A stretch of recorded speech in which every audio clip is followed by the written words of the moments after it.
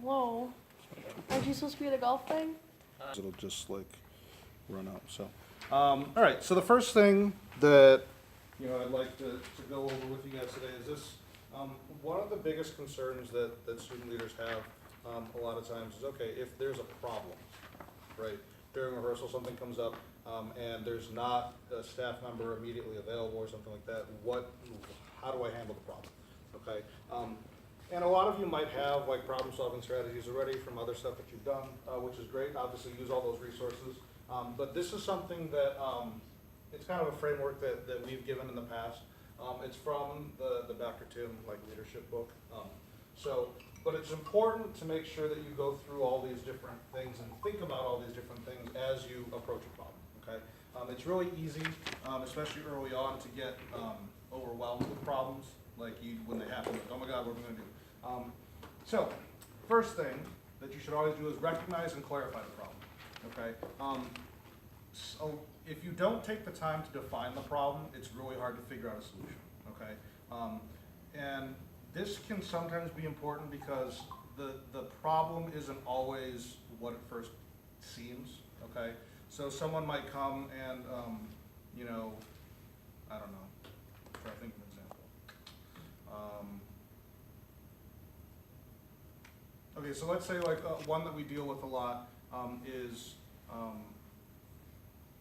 let's say your section mate's getting to rehearsal on time. Okay, that's a pretty common one that happens. So, kid is constantly late to rehearsal. So I mean, identifying the problem, recognizing, clarifying. So sometimes it could be as simple as, yeah, they just can't get their butts to rehearsal on time, right? But how many of you who have been, at least tried to help people in the past with getting rehearsal on time find that it's not just that they can't, they're not responsible. Okay, there's a lot of times there's other background issues, like let's say they don't have a ride, or the ride that they're relying on isn't reliable, that kind of stuff, right? So it's important to get those sorts of different factors instead of just blanket statement, okay, this kid's late to rehearsal. And that's a really bad example, but it's, I guess, an example of needing to look a little further, right? Which kind of leads into number two, which is analyze. And I think here, when it says soak up ideas about the problem, it doesn't necessarily mean that you're brainstorming how to solve the problem yet. Okay, so it's talking about, the thing that it says there, I think is okay, put yourself in someone else's shoes, okay? Which is something that as teenagers, a lot of you aren't always very good at yet. You're really good at being able to, I guess, you guys are wired to be very self-centered right now. And we've talked about that before, at least I have with kids. But it's how your brain is developing right now. That's kind of the spot where you are. You're programmed to think about yourself and what's immediately in front of you. So this is one of the steps that's important to think about because it's something that's going to help you grow as a person as well as be a more effective leader. So putting yourself in someone else's shoes, the ability to empathize, right? Yeah. Okay, so with the first example that I gave, which wasn't a terribly good one, but let's just go with that one. So if we were dealing with someone being late to rehearsal, and I guess what are some things that putting yourself in someone else's shoes or in that person's shoes can help you understand about that kind of problem? What are some factors that might be at play if you are You kind of already said that. Yeah, we'll try to come up with more. Throw some stuff out there, see what sticks. You just got your bike stolen and you usually ride your bike to rehearsal. Okay, so, and that's a perfect example of something that you wouldn't readily know unless you dig a little deeper, right? What else? Throw out some other stuff. It's raining and you usually walk. Okay. So it might be for me. And that's a good one because there's some times where, and I mean for a lot of you guys who are the upper echelon, the movers and shakers, if you walk to rehearsal and it's raining, you're like, well, I'm still gonna go because I know I need to go to rehearsal, and in your brain you know that, well, it's raining, we're gonna be outside anyways, we're gonna get wet anyways, right? but to, you know, a member who's maybe a little bit less committed, or maybe they have more stuff going on, and this, you know, rain, having to walk through the rain to rehearsal is just that one thing that breaks the proverbial camel's back that day, and they're like, yeah, I'm just not going to rehearsal, right? So that's good. What else? Maybe they have to work or to babysit. Okay, so other commitments outside of marching band. And, you know, that's one that is, it's kind of two-pronged, because from an organizational standpoint, okay, from like and this is kind of where we talked about, a little bit about this in your, I think in some of the earlier meetings and stuff, but you have to, there are two ways that you can look at stuff a lot, right? From the organizational standpoint, as far as, you know, the marching band, what's best for the marching band, what do I need you to do as a member of the marching band, right? In which case, you know, that head of the monster is like, well, you know, you need to be able to take care of your other responsibilities, you need to let your boss know that you need these dates off, that kind of thing. You know, on the personal side, like, yes, we can empathize, again, with people and say, hey, you know, I get it that your boss is, you know, not giving you the time off, or that something came up, you know, but so it's like you have to kind of separate those two things. And I've found that, at least, you know, in my role, when I deal with students in that way, that it helps them to understand a little bit, and it helps me to deal with it when I tell them, hey, you know, I totally get where you're coming from, it sucks that you had that this came up, whatever, but I still have to, you know, mark you absent, or whatever. Does that make sense? So, and I try to do that in my teaching as well, is like, you try to separate the, I guess, the business part from the personal part, right? So like when I yell at my kids in class for not playing well, it's like, hey, you guys, I still love you as people, I still respect you as a person, but right now as a musician, you're not doing your job, right? Kind of, so that we went up. Sydney, your hands went up for a while. I was just gonna say, Sarah's been here 5 minutes, she's a bad actor, and you should know that. Okay, why should I know that? That's what she said. Oh, maybe she's talking about Mr. J, but she said he knows I think that. that's her right Okay. there. Oh, there she is. Was that her running into the door because she can't see?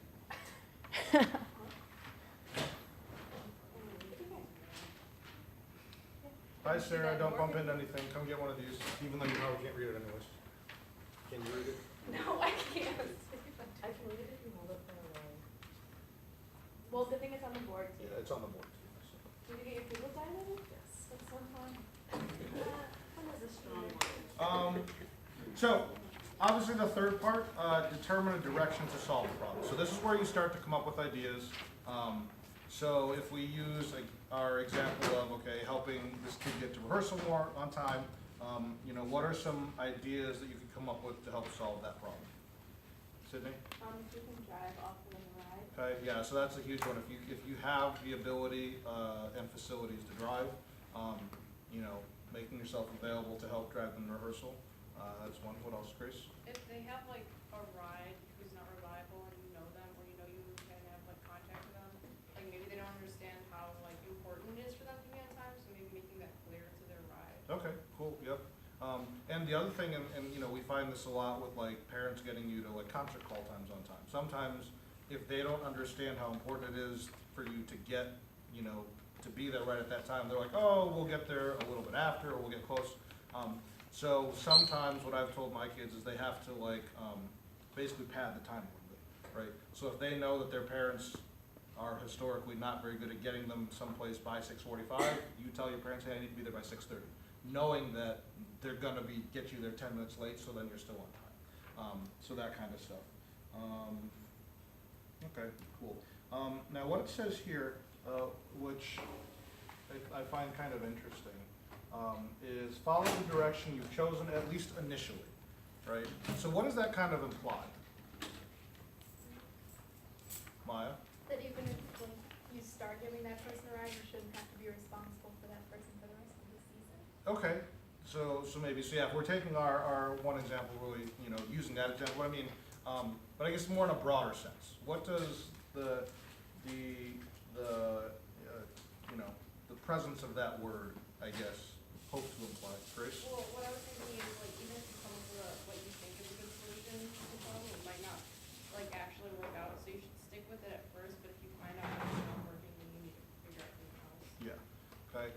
So the thing that I take from that is, it's really important, and this is gonna go for a lot of the things that you're gonna encounter, in your roles, is you need to be, adaptable, okay? You need to be flexible.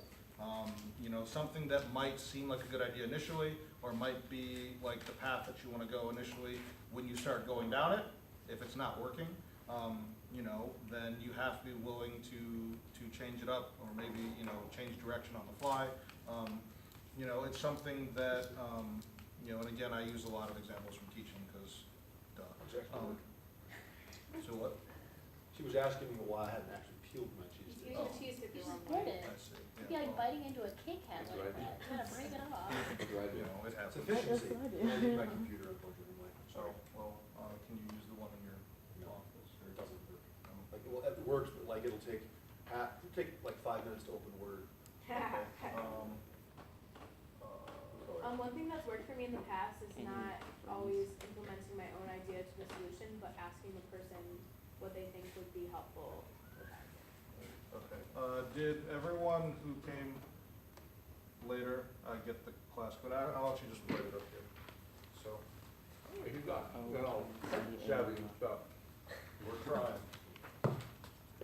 O-Q-Z. Nick had driver's ed, by the way. Oh, yeah, that's what someone said, so. It's okay, I'm trying to, we're recording it, and we're gonna post it on there so that we can catch up on it. So, all right, you should be good to close that down and do it, so. I apologize. Sorry. You could have just frozen them before. So what? Recipes on the board, and then And whatever. then we'll stay up there? Yeah. Okay, well, I mean, we don't, you've all got the handout in front of you, so. So what were we talking about? I totally lost it. Solutions. Initial. With the, Oh, right, so, you were talking about incorporating, like, the person's ideas, right? Opinions on what would help. Right. Were you logged on as you, Ben? I did, yeah. The So, whole machine? yes, I Okay. did. So yeah, and it's, I think in some cases that's really good, because it gets the other party involved actively in fixing the problem. So, and that is, you know, that's something that we actually encourage, you guys to do. And when we talk about, when we get to norms, if we get to norms, which you're gonna start talking to your section mates, tonight about, that's kind of the same idea, is getting everyone to collaborate on kind of how you're going to, lay out guidelines for what goes on. But going back to what Maya said, I think in the very specific way that she stated it, to our example, I think it's a great thing, to, in a broader sense, is that like when you make plans to solve a problem, obviously, the goal is that, you know, once the problem is solved, you don't have to continue doing that same thing, right? So like you said, like, you know, hopefully not having to have that person rely on you the whole time. Number 4, implement. Okay, I think that's pretty self-explanatory. But it starts out, you know, with try it out, right? And I think it's good to go into it knowing that it is okay if your first try at solving something doesn't work, okay? Know that in a lot of cases, your first attempt will not work. If it does, great. You know, and the second point goes back to what we talked about, the word initially under point 3.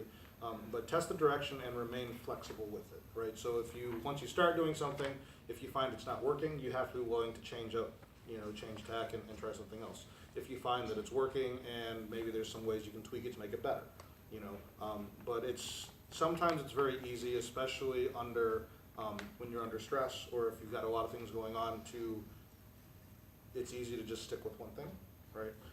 But be open to trying other things out. Be willing to risk, right?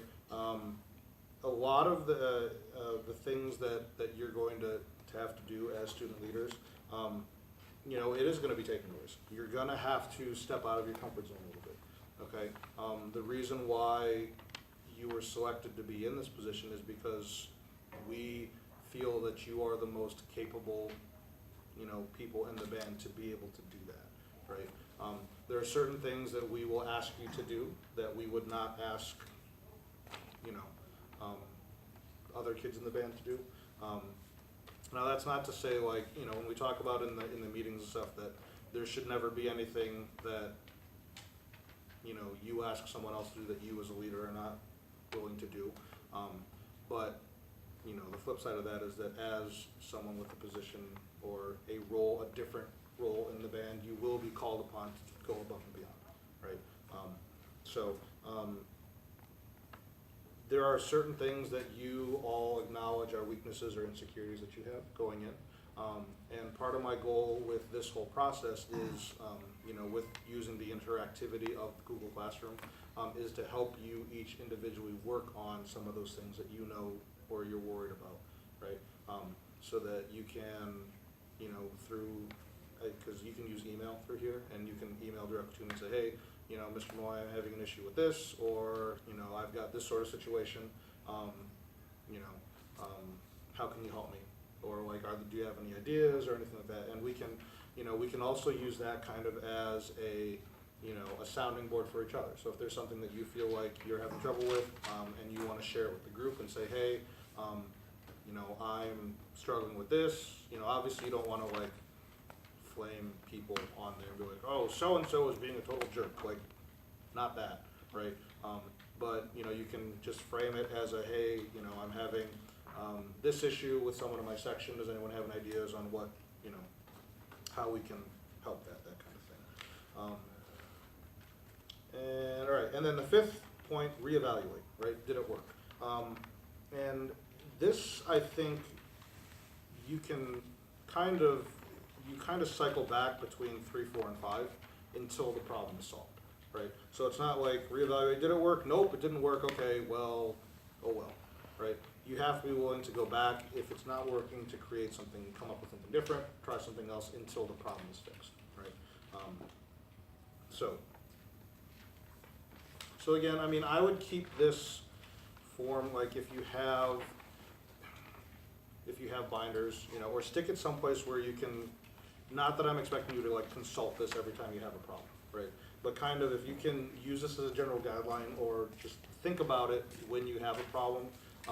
But I think something that might be kind of valuable as an exercise for each of you to do is over the next, let's say, week or two, the first couple of rehearsals we have, actually try to come up with a situation, or if you actually have a problem, and then maybe not right on the spot, but at home, kind of take that problem and then go through this process and actually walk yourself through this process so that it starts to get ingrained in your head so that you can implement it on the fly, right? And not have to pull out your chart and be like, okay.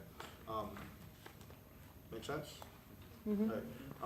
And if it's something that you guys feel comfortable doing, what we could do is on the classroom is you could actually share out, okay, this is the problem that I, you know, mentally walked through, or this is the problem that I took home and I went through the process with, and you can actually spell out, like, for each step, the things you thought about. Okay, and I think that would be really valuable for us because it would almost be like a problem-solving bank that we can go back to, so that during the season, if someone else has a similar problem, they can go back to them and be like, oh yeah, what did so-and-so come up with when they thought about that problem?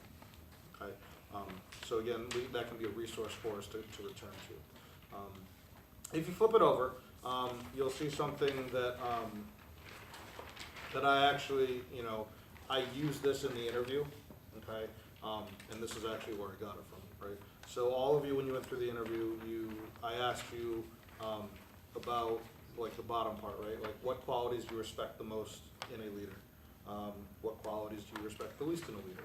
I kind of framed it more as, you know, people that you have felt or see as good leaders, what qualities do they have, right? Do you guys remember that? You guys see that? Okay.